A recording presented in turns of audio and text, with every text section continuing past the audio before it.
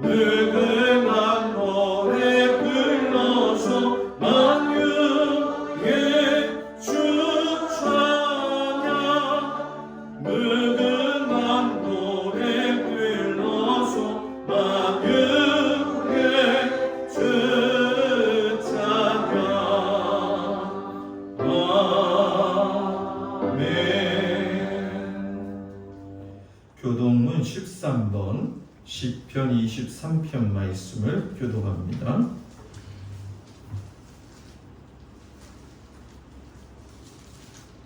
교동문 13번 시편 23편 말씀. 여호와는 나의 목자시니 내게 부족함이 없으리로다. 그가 나를 푸른 풀밭에 누이시며 시원한 물가로 인도하시는도다. 내 영혼을 소생시키시고 자기 이름을 위하여 너희의 길로 인도하시는도다. 내가 사망의 음침한 골짜기로 다닐지라도 해를 두려워하지 않을 것은 주께서 나와 함께 하시니라. 이의 지팡이와 막대기가 나를 안위하시나이다. 주께서 내 원수의 목전에서 내게 상을 차려 주시고 기름을 내 머리에 부으셨으니 내 잠이 넘치나이다. 내 평생의 선하심과 인자하심이 반드시 나를 따르리니 내가 여호와의 집에 영원히 살리로다. 아멘. 전능하사 천지를 만드신 하나님 아버지를 내가 믿사오며 그 외아들 우리 주 예수 그리스도를 믿사오니 이는 성령으로 잉태하사 동정녀 마리아에게 나시고 본디오 빌라도에게 고난을 받으사 십자가에 못 박혀 죽으시고 장사한 지 사흘 만에 죽은 자 가운데서 다시 살아나시며 하늘에 오르사 전능하신 하나님 우편에 앉아 계시다가 저리로서 산 자와 죽은 자를 심판하러 오시리라. 성령을 믿사오며 거룩한 공회와 성도가 서로 통하는 것과 죄를 사하여 주시는 것과 몸이 다히 사는 것과 영원히 사는 것을 믿사옵나이다. 아멘. 송영 2장 찬양합니다. 찬양 성금 성자 성령 성삼위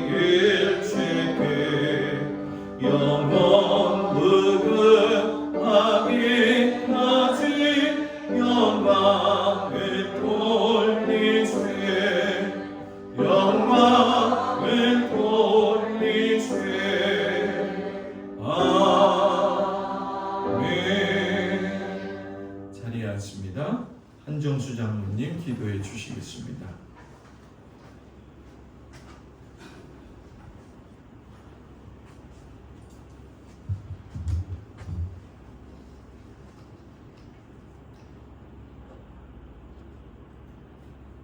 사랑과 은혜가 풍성하신 아버지 하나님, 한 주간도 저희들 또 이렇게 더위가 기승을 부리고 또 아버지 하나님 잠잠할 줄 알았는데 코로나가 이렇게 또 확산되는 가운데 하나님이 저희들을 지켜주심으로 승리케 하시니 진심으로 감사를 드립니다.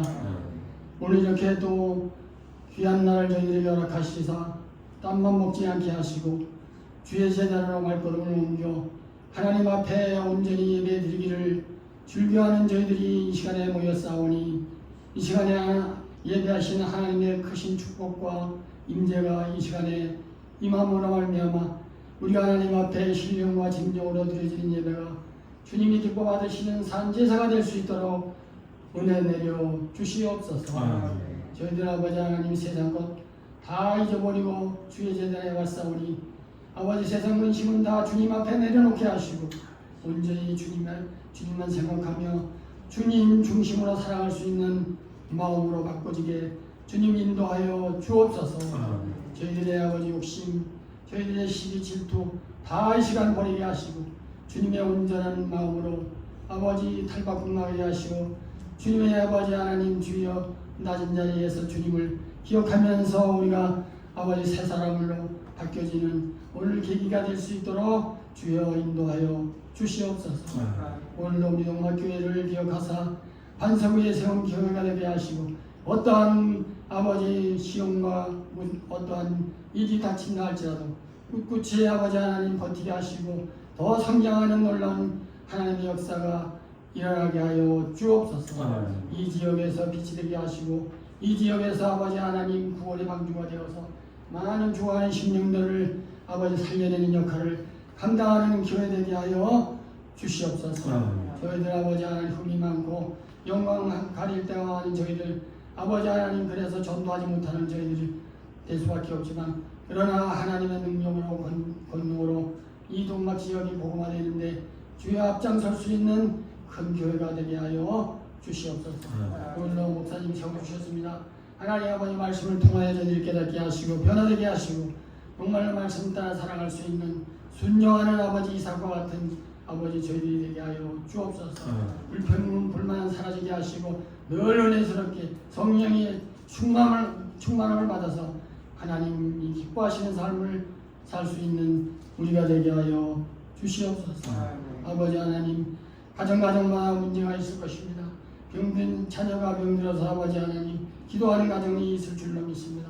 하나님 아버지 고쳐주시옵시고 안수하여 주시옵시고 죽은 나사로를 살려 하나님께서 무엇이든지 하실 수가 있사오니 역사하여 주실 줄로 믿습니다. 가정 물질로 여러 가지 어려움을 당하는 환경 속에서 하나님의 믿음을 지키게 하시고 결단코 하나님의 능력으로 승리하는 그런 가정들이 다 되게 하여 주시옵소서.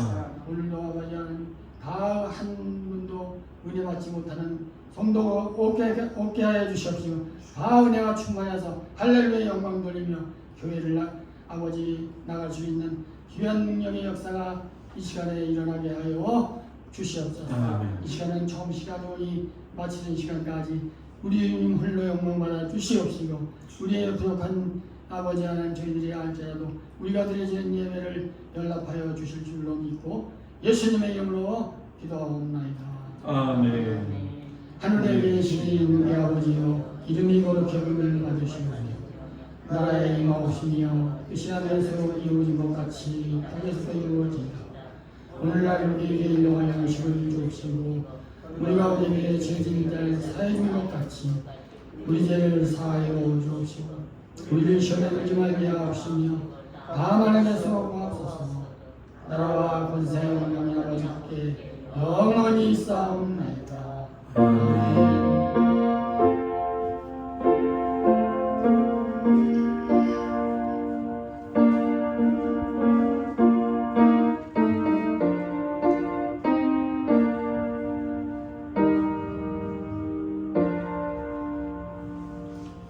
할렐루야. 우리 옆 사람하고 인사합니다. 샬롬. 무더운 날씨 가운데도 주님 앞에 찾아온 우리 모든 성도들을 주님의 이름으로 축복을 드립니다. 날씨가 너무 무덥죠. 무더운 날씨에도 어저께 공사는 잘 이루어졌습니다. 신종표 집사님이 많이 애쓰셔서 뒤에 보강토 밑에 하수구 묻는 거 다 되어졌죠. 제 얼굴도 좀 빨갛죠. 네. 꼭 빨갛다고 자랑하는 건 아닌데 저도 어저께 좀 도왔습니다. 그래도 교회가 조금씩 이렇게 하나씩 아름답게 가꾸어져 가는 거에 대해서 감사를 드립니다. 오늘이 선교 주일인데 우리 캄보디아 도기성 이지혜 선교사님 다 코로나로 인해서 어렵지만 거기는 또 더 어려워요. 그래서 그 가정의 건강을 위해서 여러분들이 기도해 주시고 자월 삼리교회 목사님 가정도 아버님이 많이 위독하시고 편찮으십니다. 그래서 생각날 때마다 기도해 주시고 예배 맡은 순서 기도 순서 잘 감당해 주시기 바랍니다. 최병훈 집사 주보람 성도 자녀 최성재 첫돌 5시인데 제가 4시 반까지 가서 가족들 만나고 잠깐 기도하고 이야기 나누기로 했습니다. 그래서 혹시나 가실 분이 있으면 4시까지 교회 오시면 같이 가도록 하겠습니다. 교회 그 헌물을 김정림 권사님이 봉헌해 주셨습니다. 그래서 강대상을 이제 원목으로 해서 다 바꾸게 돼요. 사회상도 바꾸고 꽃받침대, 의자 다음 주 금요일 날 들어오죠.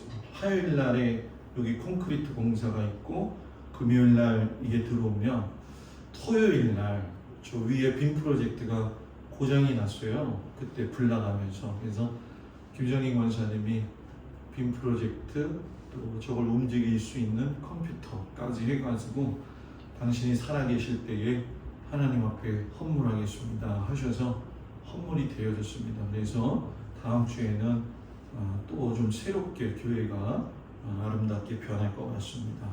이 날로 변화되어지고 또 아름다워지고 하나님 기뻐하시는 교회가 되어서 저도 감사하고 또 우리 성도님들한테도 감사드리고 항상 믿음 안에서 기도하는 우리 성도들 되기를 주님의 이름으로 축복을 드립니다.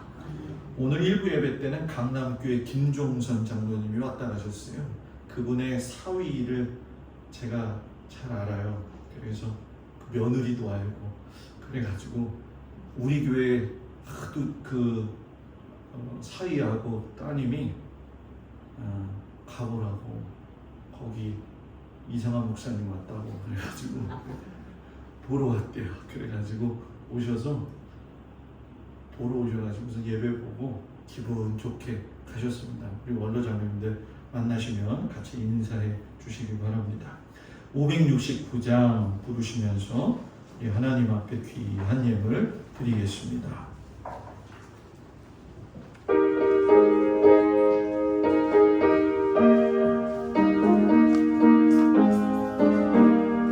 선한 목자 되신 우리 주 항상 인도하시고 그는 불과 좋은 곳에서 우리 먹여주소서.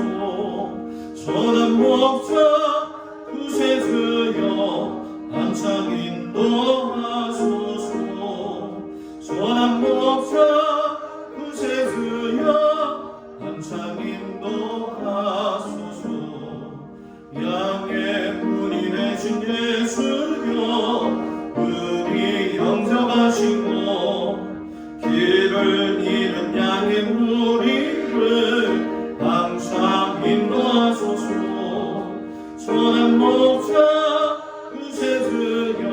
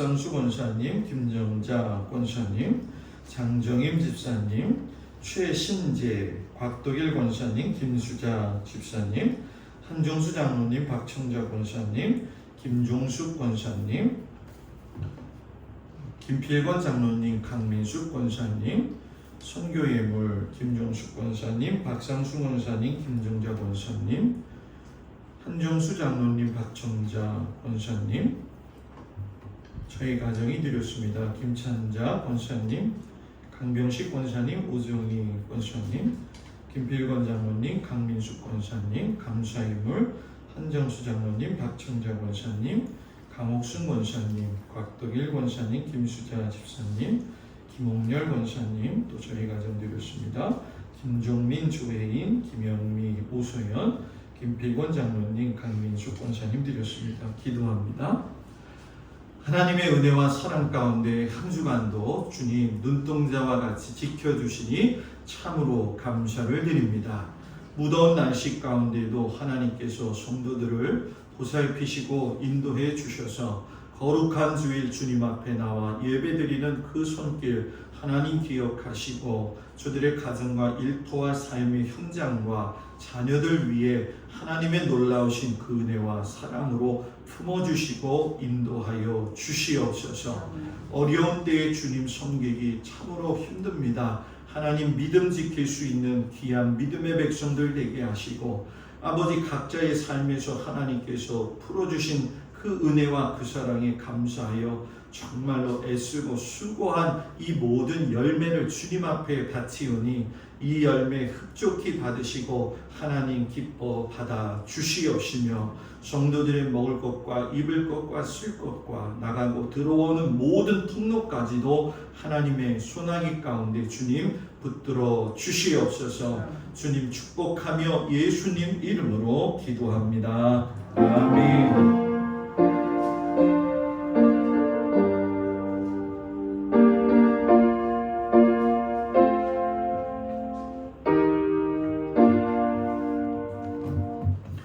하나님 말씀 보도록 합니다. 창세기 32장 22절에서 31절까지의 말씀을 보도록 하겠습니다. 창세기 32장 22절에서 31절까지 말씀, 구약성경 49쪽 50쪽에 나와 있습니다.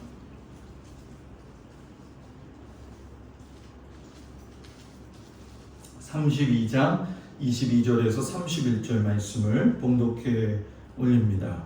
밤에 일어나 두 아내와 두 여종과 11아들을 인도하여 야복나루를 건널세 그들을 인도하여 시내를 건너가게 하며 그의 소유도 건너가게 하고 야곱은 홀로 남았더니 어떤 사람이 날이 새도록 야곱과 씨름하다가 자기가 야곱을 이기지 못함을 보고 그가 야곱의 허벅지 관절을 치매 야곱의 허벅지 관절이 그 사람과 씨름할 때에 어긋났더라. 그가 이르되 날이 쇠려하니 나로 가게 하라. 야곱이 이르되 당신이 내게 축복하지 아니하면 가게 하지 아니하겠나이다. 그 사람이 그에게 이르되 내 이름이 무엇이냐? 그가 이르되 야곱이니이다. 그가 이르되 내 이름을 다시는 야곱이라 부를 것이 아니요 이스라엘이라 부를 것이니 이는 내가 하나님과 및 사람들과 겨루어 이겼습니다. 야곱이 청하여 이르되 당신의 이름을 알려주소서. 그 사람이 이르되 어찌하여 내 이름을 묻느냐 하고 거기서 야곱에게 축복한지라. 그러므로 야곱이 그곳 이름을 브니엘이라 하였으니 그가 이르기를 내가 하나님과 대면하여 보았으나 내 생명이 보존되었다 함이더라. 그가 브니엘을 지날 때에 해가 돋았고 그의 허벅다리로 말미암아 절었더라. 아멘. 마태복음 14장 13절에서 21절까지의 말씀을 보도록 합니다. 마태복음 14장 13절에서 21절까지 말씀. 말씀을 제가 봉독해 올립니다. 신약성경 24쪽이 되어집니다. 예수께서 들으시고 배를 타고 떠나서 따로 빈들에 가시니 무리가 듣고 여러 고을로부터 걸어서 따라간지라. 예수께서 나오사 큰 무리를 보시고 불쌍히 여기사 그 중에 있는 병자를 고쳐 주시니라. 저녁이 되매 제자들이 나와 이르되 이곳은 빈들이요 때도 이미 저물었으니 무리를 보내어 마을에 들어가 먹을 것을 사 먹게 하소서. 예수께서 이르시되 갈 것 없다. 너희가 먹을 것을 주라. 제자들이 이르되 여기 우리에게 있는 것은 떡 5개와 물고기 2마리뿐이니이다. 이르시되 그것을 내게 가져오라 하시고 무리를 명하여 잔디 위에 앉히시고 떡 5개와 물고기 2마리를 가지사 하늘을 우러러 축사하시고 떡을 떼어 제자들에게 주시매 제자들이 무리에게 주니 다 배불리 먹고 남은 조각을 12바구니에 차게 거두었으며 먹은 사람은 여자와 어린이 외에 5,000명이나 되었더라. 아멘. 기도합니다. 하나님, 잠시 우리의 삶을 멈추고 우리의 그 삶의 현장으로 예수님을 초청함으로 우리 안에 있는 두려움과 또한 근심과 모든 걱정이 주님께 맡겨짐으로 그 주님 안에서 평안을 누리게 하여 주시옵소서. 예수님 이름으로 기도드렸습니다. 아멘. 할렐루야. 우리 하나님의 사랑이 모든 성도들 가정에 함께 하시기를 주의 이름으로 축복을 드립니다. 오늘 세 자매님 같이 오셔서 감사드리고 또 축복합니다. 더운 날씨에 여러분 무엇보다도 물 많이 드시면서 건강하시기를 주의 이름으로 축복을 드립니다. 오늘 아침에는 잠시 멈추고 예수님을 초청하라 라는 제목을 가지고 하나님의 말씀에 은혜를 나누겠습니다. 지나간 몇 주 동안 제가 여러분들과 구약의 야곱을 통해 가지고 하나님 말씀에 은혜를 나누었죠. 오늘 말씀에도 야곱이 등장을 하게 됩니다. 또 오늘 읽은 마태복음 복음서의 말씀을 보면 세례 요한의 죽음 이후에 마음이 둘 곳이 없어가지고 갈릴리까지 예수님을 찾아온 많은 사람들의 모습을 보게 되어지죠.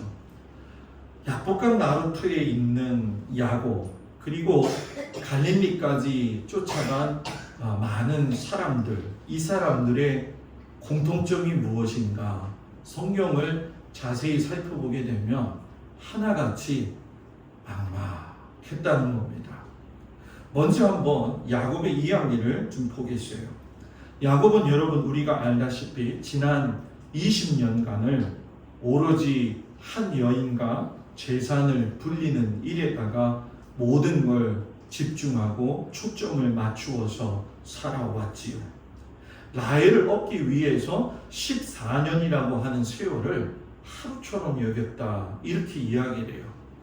여러분들 같으면 14년을 하루처럼 생각합니까? 안 하죠. 말이 안 되는 거 하니까 대답 안 하는 거죠. 그죠? 어저께요 아침 7시부터 그렇게 일을 했는데 아유 더워 일 많이 했다 이제 좀 그만해야지 했는데 2시간밖에 안 지났더라고.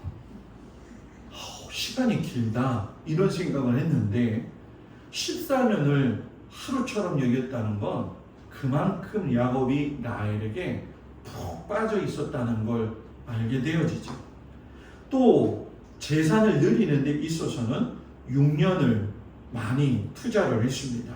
그런데 여러분 성경을 잘 보면 아시지만 어떻게 그렇게 운명이 모질기만 한지 고향을 떠나올 적에도 형 에서를 피해서 도망 나왔던 야곱이 도망쳐 나와서 찾아간 하란 땅에서도 20년 만에 다시 돌아가는데 도망자가 되어서 돌아가는 거예요. 여러분 상식적으로 생각하면 야곱은 외삼촌 라반의 재산을 불려놓았기 때문에 환송을 받으면서 하란을 떠나야 되죠. 더욱이 오늘 성경에 보니까 야곱 혼자만 하란을 떠나는 것이 아니라 아내와 그 자식들을 데리고 함께 떠나더라는 거죠.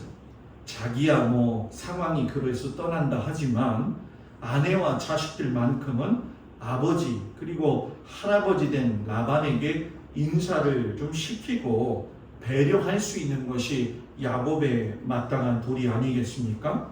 그런데 야곱이 몰래 떠나서 3일 길을 걸어가는 거예요. 이 3일 길 걸어가서 어느 정도 좀 시간이 괜찮겠다 생각을 했는데 떠난 지 3일 만에 라반이 야곱이 도망하는 것을 듣게 돼요. 그리고 여러분, 이 라반이 얼마나 집요한지 7일 길을 쫓아가가지고 길르앗산에서 야곱을 만나가지고 불같이 화를 냅니다. 창세기 31장 26절에 보면 뭐라고 불같이 말하냐면 네가 어찌해서 나를 속이고 내 딸을 칼에 사로잡혀 끌고 가느냐. 이건 굉장히 격한 말이죠. 네가 내 손자들과 딸들에게 입맞추지 못하게 했느냐. 화가 많이 났어요. 그런데 여러분, 야곱의 입장에서는 도망칠 수밖에 없었던 이유가 있었죠. 라헬을 아내로 얻기 위해서 14년을 죽도록 일해가지고 라반이 큰 부자가 되어줬어요. 실상 자기한테는 아무것도 남아있지 않았지요. 그래서 재계약을 맺어가지고 야곱의 몫을 따로 결정한 이후에 또 열심히 일을 하죠. 그런데 여러분, 불과 6년 만에 야곱의 재산이 라반의 재산을 넘어가지고 크게 부자가 되기 시작을 하니까 라반의 마음이 변하기 시작을 한 거예요. 여러분, 사람이 마음이 변하면 뭐가 제일 먼저 변할까요? 더우니까. 그냥 목사님 더운데 그냥 가세요. 그런 것 같아요. 마음이 변하면요, 사람은요, 얼굴이 변합니다. 좋으면요, 너무 기뻐가지고 얼굴이 생글생글합니다. 그죠? 너무너무 좋으면. 그런데 조금 기분이 나빠지면 얼굴이 아주 못돼져요. 그죠? 바라보는 눈매도 무섭거니와 그 눈가의 인자함이라고 하는 건 찾아볼 수 없어요. 그래서 대다수의 사람이 아니라 모간한 사람들 보면 눈썰미가 좀 세다 생각하는 경우 아마 여러분들이 느낄 겁니다. 라반이 얼굴이 변하는 거예요. 자기의 아들들도 야곱을 시기하기 시작을 하니까 불편한 거죠. 성경에 보게 되면 야곱이 뭐라고 이야기하냐면 내가 그대들의 아버지의 안색을 본즉 내게 대하여 전과 같지 아니하더라. 이렇게 얘기를 해요. 이때 야곱이 뭐예요? 내가 이제는 이곳을 왜요? 떠나야 되겠다. 근데 실상 우리는 야곱이 결단해가지고 떠나는 것 같지만 창세기 31장 13절에 보게 되면 하나님의 계시를 받아가지고 야곱이 떠나게 됩니다. 죽여야지 하는 살이의 감정을 가지고 왔던 라반과 야곱의 긴장은요, 하나님이 중재하시고 간섭을 하셔가지고 다시금 평화스러운 관계를 맺게 되어지죠. 그런데 문제가 해결이 되었냐는 거예요. 아니죠. 야곱 앞에는 여전히 근심거리가 남아 있었는데 바로 20년 전의 사건, 형 에서와의 관계가 아직 미해결로 남아 있었다는 거예요. 이 에서와의 문제는 라반과의 갈등보다도 훨씬 더 심각한 거였죠. 고향에 가면 가까워 갈수록 야곱의 가슴이 평안하지가 못하고 옛 허물에 의해서 자기 가슴이 정말 짓눌리는 그런 상황이 되어져요. 이걸 하나님이 보시다가 심각할 지경이 되어지니까 야곱을 위해서 한 무리의 하나님의 사자들을 보냅니다. 그래서 창세기 32장 1절에 보게 되면 야곱이 길을 가는데 하나님의 사자들을 만났더라. 야곱이 그들을 통해 볼 때에 이르기를 이는 하나님의 군대라 하고 그 땅의 이름을 마하나임이라 이렇게 이야기를 합니다. 여러분, 20년 전에 에서를 피해서 도망할 때에도 베델 광야에서 하나님은 천사의 모습을 보여주셨죠. 그때는 꿈을 꿨기 때문에 꿈이니까 이렇게 얘기할 수 있겠죠. 그러나 오늘은 꿈이 아닌 길에서 직접 하나님의 사자들을 만나요. 사람이 천사를 만나는 것만도 예산일이 아닌데 천사들로 구성된 군대를 만났다는 것은 정말 흔한 일이 아니죠. 여러분 천사를 보신 적 있나요? 없어요? 여러분 제가 가르쳐 드릴게요. 내 마음이 천사면요 보이는 사람도 천사입니다. 자, 옆에 사람 좀 보세요. 뭘로 보이십니까? 천사로 보입니까? 굉장히 중요해요. 왜냐하면 야곱이 꿈에서 천사를 만났다라고 하는 건 실상 하나님이 야곱의 삶 가운데 간접적으로 보여주신 게 아니라 직접적인 보여주심이거든요. 우리는 신앙생활 할 적에 내가 천사의 같은 마음이 되어진다는 건 하나님 앞에서 내가 그렇게 산다는 것이기 때문에 보여지는 것도 그렇게 보여진다는 거죠. 하물며 우리가 살면서 그런 천사의 얼굴로 서로를 대할 적에 그것도 감사한 일인데 천사들을 본 것으로도 만족하니 아니하고 군대들을 만났다는 건 정말 흔한 일이 아니라는 거예요. 근데 왜 하나님께서 야곱의 눈을 열어가지고 하나님의 군대를 보게 하셨냐는 거예요. 그것은 야곱이 두려워하고 있다는 걸 알고 계셨기 때문에 그래요. 하나님의 군대를 보내서 결국 야곱에게 하시는 말씀은 내가 너하고 함께 걷고 있으니까 두려워하지 말라는 거예요. 그런데 문제는 야곱이라는 거죠. 두려움의 지배를 받다 보니까 하나님은 전적으로 의지하는 게 아니라 자신의 꼼수를 의존해요. 그래서 성경을 보게 되면 형 에서를 만나기 전에 사자들을 먼저 보내지요. 형의 노여움을 달래주기 위해서 예물을 갖다가 손수 준비를 합니다. 형이 어쩌면 공격할지 모르니까 자기 소유의 가축의 떼를 세 떼로 나누어요. 아마 제가 볼 적에는 가장 유약하고 어린 것들, 그리고 좀 괜찮은 것들, 아주 좋은 것들 이렇게 나누었죠. 그래서 일정한 거리를 두고 차례차례를 보내요. 혹시나 공격받으면 나쁜 것부터 그냥 손해봐야지. 그 뒤에는 종들과 자기가 아끼는 아내와 자식들을 갖다가 배치해요. 여러분 굉장히 치밀하죠?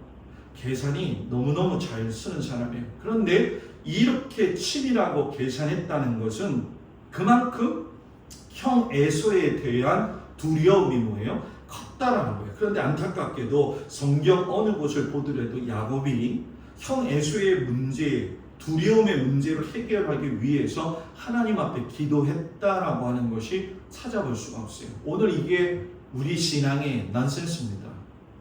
그렇게 하나님을 믿고 따라간다 하면서도 문제 앞에 섰을 때 이 문제를 기도거리로 내어놓지 못할 때가 있다는 거죠. 이렇게 두려워하고 있는 우리들의 삶에 하나님의 보호가 부족해서 그럴까요?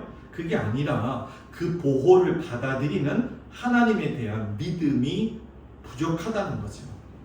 또 하나님의 보호 안에서 살아가는 훈련이 제대로 되어 있지 않다는 거죠. 그런데 야곱을 이야기하는데 매우 의미 있게 이야기하기를 뭐라고 이야기하냐면 24절에 야곱은 홀로 남았더니, 사람이 혼자 있으면 외롭잖아요.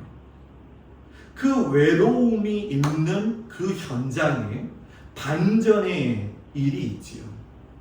실상은 하나님이 그를 혼자 남겨두신 거지요. 자기가 스스로 혼자 남은 것이 아니라는 거예요. 여러분 잘 아시다시피 야곱이 하란을 향해서 떠나올 적에 베델의 광야에서 혼자 고독에 직면하다가 돌베개 베고 자다가 하나님 만나지 않았습니까? 그런데 또 하나님은 하란에서 돌아가는 그 발걸음에서 다시 한번 야복 나룻가에서 고독에 혼자 남겨 놓으셨다라는 거예요.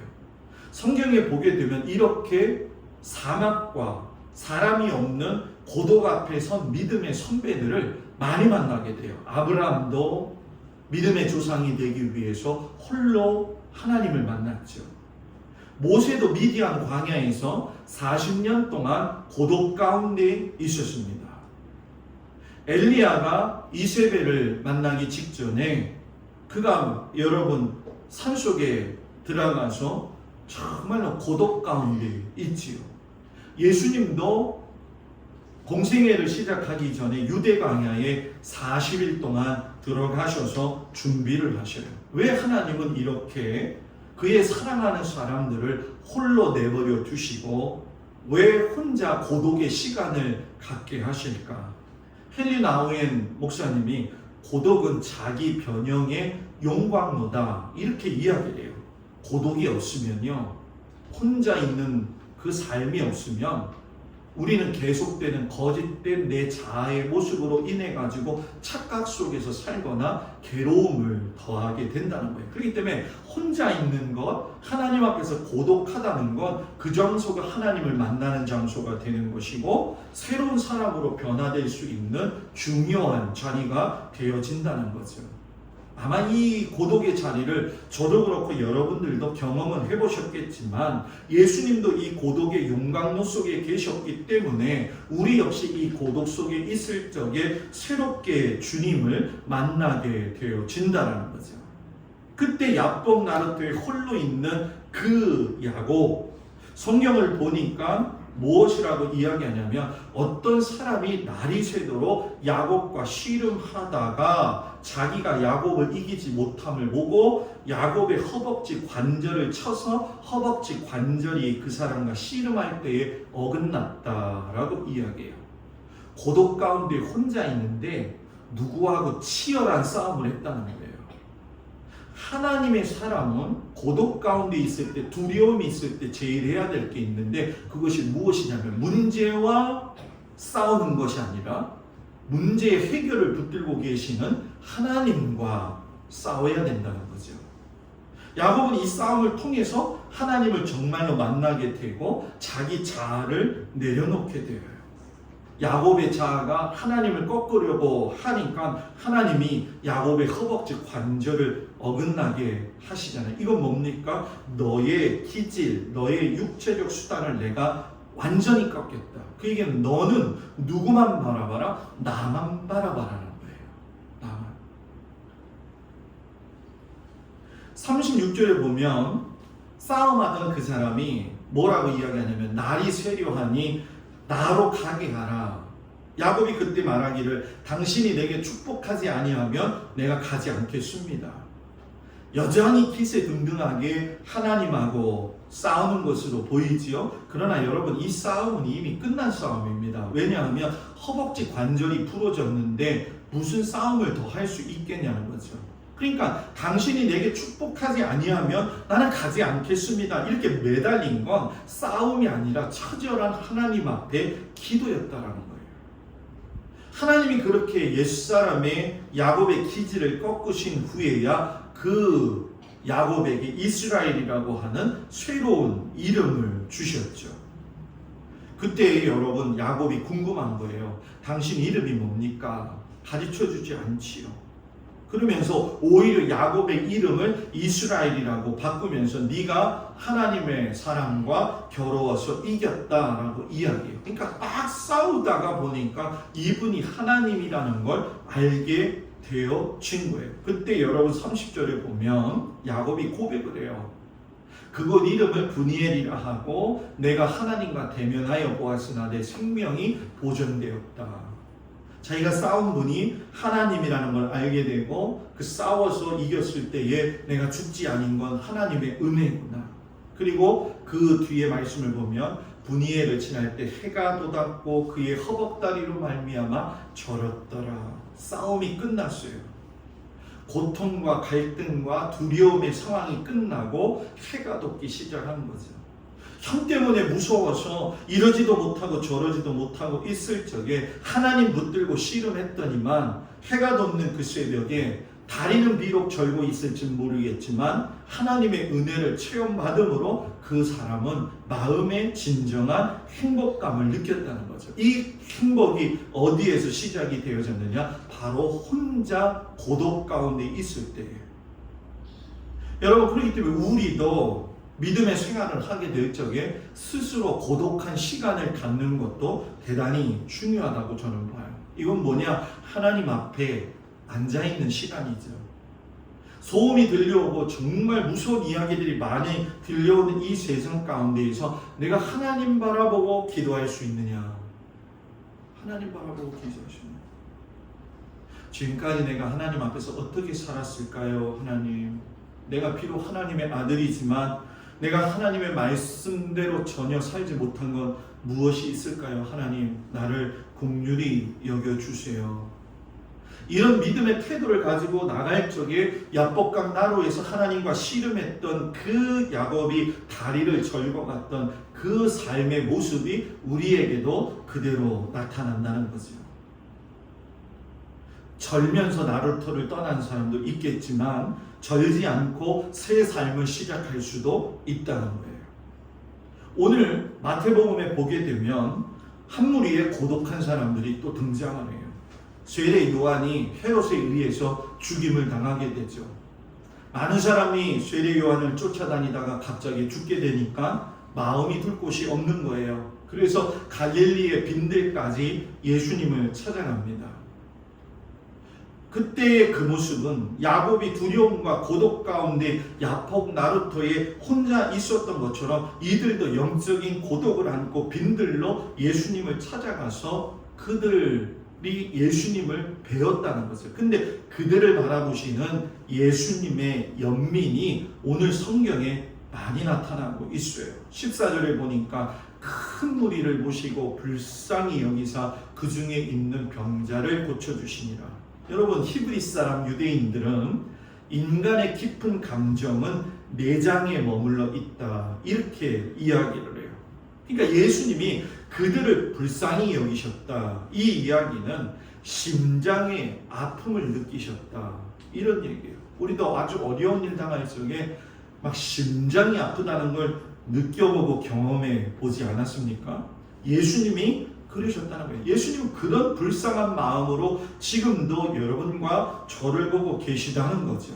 예수님이 여러분 병자를 치유해 주실 때에는 그 사람의 믿음을 먼저 보신 후에 병을 고쳐주셨는데, 오늘은 보니까 예수님이 그저 그 마음에 고쳐주시는 모습을 우리가 보게 돼요. 근데 그 다음의 이야기가 흥미진진해요. 15절을 보니까 제자들이 예수님한테 뭐라고 이야기하냐면, 이곳은 빈들이요 때도 이미 저물었으니 무리를 보내어 마을에 들어가 먹을 것을 사 먹게 하소서. 먹을 것을 사 먹게 하소서. 여러분, 해가 뉘엿뉘엿해요. 먹지 못하면 서럽잖아요.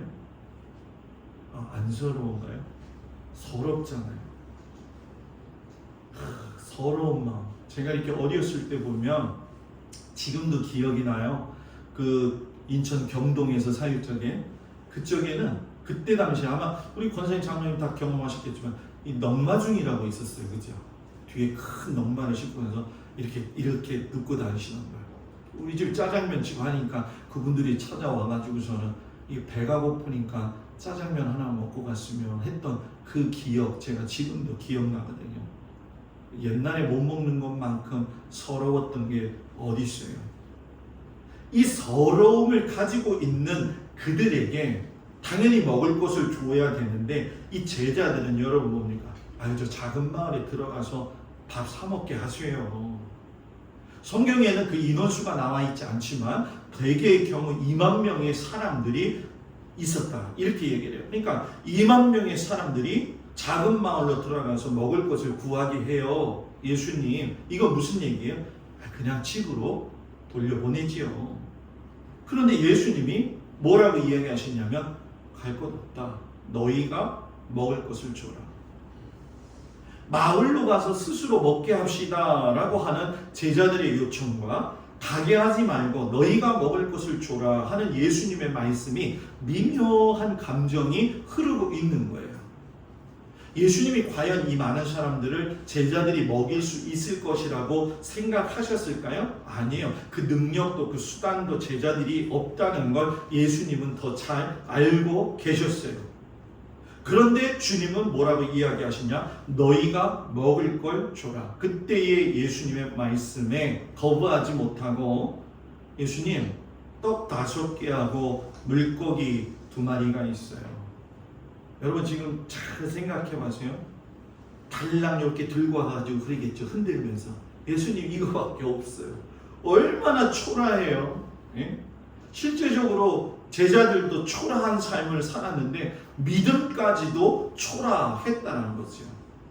이것이 바로 회점은 빈들에서 야복 나루터의 야곱의 풍경과 똑같지 않냐는 거죠. 2만 명의 무리들 앞에 떡 5개와 물고기 2마리. 그런데 여러분 우린 그걸 보면 안 된다는 거예요. 야복에 혼자 앉아있는 야곱을 보기 전에 누구를 보고 있느냐? 야복 강가에 만나주시는 그 하나님. 물고기 2마리와 떡 5개를 쥐고 계시는 예수님. 상황이 어렵고 두려워도 난처하고 무력해도 예수님의 주도권 안에 있다라고 하는 걸 아는 사람은 남다른 인생을 경험한다라는 거죠. 예수님이 그거 내게 가져와. 그리고 그것을 위해 기도하시죠. 오병이어의 기적은 제자들이 똑똑해서 이루어진 것이 아니라 무리들을 보시고 불쌍히 여기신 예수님의 그 마음에서 시작이 돼요. 그래서 성경에 보면 3, 4, 5 나눠가지고 그들에게 먹을 것을 나누어 줬더니 나중에 12강줄이나 남았다. 주님 손에 맡겨지면 굶주림으로 끝나지 않는다는 거예요. 예수님이 생명의 떡이시고 생명의 빵이시라는 거죠. 야곱이 처해 있던 야복 나루터의 고독도 보았고요. 제자들과 무리들이 처했던 빈들의 고독도 보았는데 그때 누가 계셨어요? 하나님이 계셨고 예수님이 계셨어요.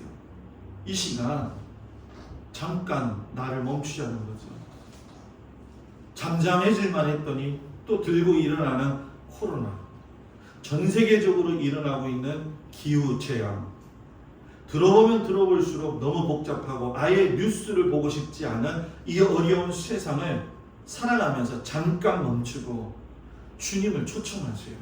주님, 내 마음에 찾아오세요.